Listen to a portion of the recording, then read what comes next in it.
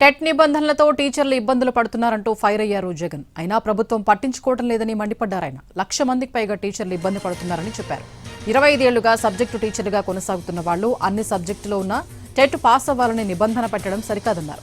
అందులో కూడా గరిష్టంగా 60% మార్కులు రావాలని చెప్పడం వేధించటమేనన్నారు జగన్. వీళ్లంతా డిఎస్సీలో ఉత్తీర్ణులు కాబట్టే కదా ఉద్యోగాలు వచ్చాయని తెలిపారు.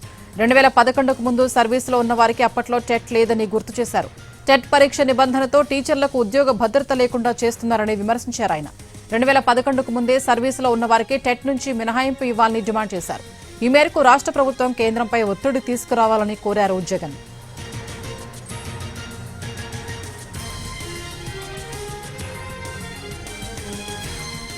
టెట్ నిబంధనలతో టీచర్లు ఇబ్బందులు పడుతున్నారంటూ ఫైర్ అయ్యారు జగన్. అయినా ప్రభుత్వం పట్టించుకోవడం లేదని మండిపడ్డారాయన. 1,00,000 మందికి పైగా టీచర్లు ఇబ్బంది పడుతున్నారని చెప్పారు.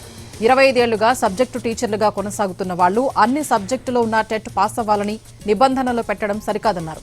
అందులో కూడా గరిష్టంగా 60% మార్కులు రావాలని చెప్పడం వేధించటమేనన్నారు జగన్. వీళ్లంతా డిఎస్సీలో ఉత్తీర్ణులు కాబట్టే కదా ఉద్యోగాలు వచ్చాయని తెలిపారు. 2011కు ముందు సర్వీసులో ఉన్న వారికి అప్పట్లో టెట్ లేదని గుర్తు చేశారు. టెట్ పరీక్ష నిబంధనతో టీచర్లకు ఉద్యోగ భద్రత లేకుండా చేస్తున్నారని విమర్శించారు ఆయన. 2011కు ముందే సర్వీసులో ఉన్న వారికి టెట్ నుంచి మినహాయింపు ఇవ్వాలని డిమాండ్ చేశారు. ఈ మేరకు రాష్ట్ర ప్రభుత్వం కేంద్రంపై ఒత్తిడి తీసుకురావాలని కోరారు జగన్.